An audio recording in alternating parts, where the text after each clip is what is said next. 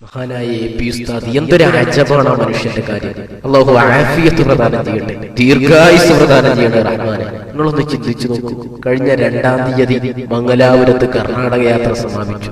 ഗുൽബർഗയിൽ നിന്ന് തുടങ്ങിയിട്ട് മൈസൂരും ബാംഗ്ലൂരും ഹുബ്ലിയും മടിക്കേരിയും വേലൂരും ഒക്കെ ആ നീണ്ട യാത്രക്കൊടുവിൽ ആ സമാപനം കഴിഞ്ഞ് തിരിച്ചു വരുമ്പോ ജന്മനാട്ടിൽ നിന്ന് കമ്മ്യൂണിസ്റ്റുകാരും ലീഗുകാരും കോൺഗ്രസുകാരും BJP-ക്കാരും വരെ പങ്കെടുത്ത പൗരസ്വീകരണം. അത് വന്ന് കിലോമീറ്ററുകൾ യാത്ര ചെയ്തതല്ലേ, കുറച്ച് റെസ്റ്റ് എടുക്കാൻ ആ മഹാ കരുതിയില്ല.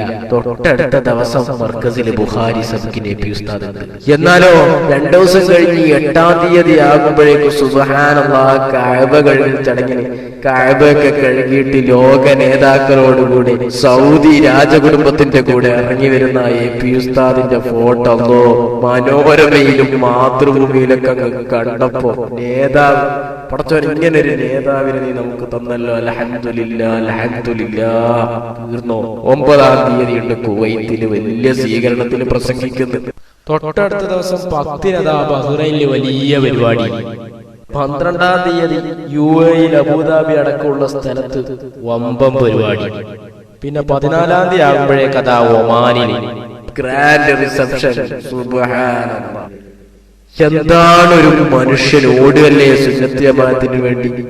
ആ മനുഷ്യൻ ഈ പ്രായത്തിൽ ഇങ്ങനെ ഓടുമ്പോ ബേക്കിൽ ചിലർ എ.പി. ഉസ്താദ് ഏത് കാലെടുത്ത് വെച്ചിട്ടാ വണ്ടി കയറുന്നത്, ഏത് കൈയോണ്ടാ വെള്ളം കുടിക്കുന്നത്, എങ്ങനെയാണ് ഇറങ്ങി വരുന്നത്, എന്തെങ്കിലും തെറ്റുണ്ടോ? ക്ഷീരമുള്ളോരകീടിച്ചു വണ്ടിയിലും ചോരയല്ലോ കൊതുകിന് കൗതുകം. എന്താണ് പറയാ, കൊതുക് നാണിച്ചു പോയി വരുന്ന സ്വഭാവം ഉണ്ടായി.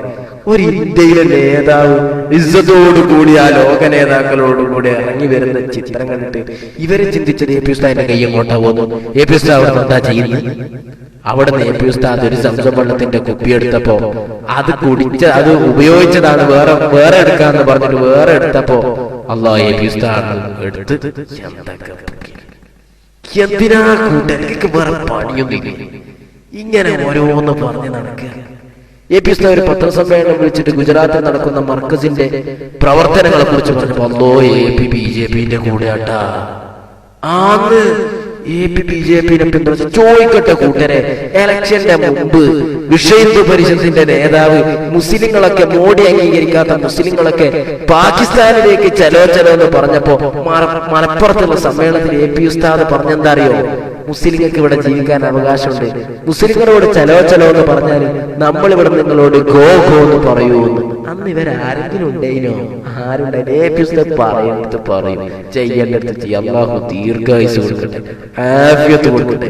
8-ാം തീയതി കഅബയിൽ, 9-ാം തീയതി കുവൈത്തിൽ, 10-ാം തീയതി ബഹ്റൈനിൽ, 12-ാം തീയതി UAE, 14-ാം തീയതി ഒമാനിൽ. ദീർഘായുസ് കൊടുക്കണേ, ആഫിയത്ത് കൊടുക്കണേ.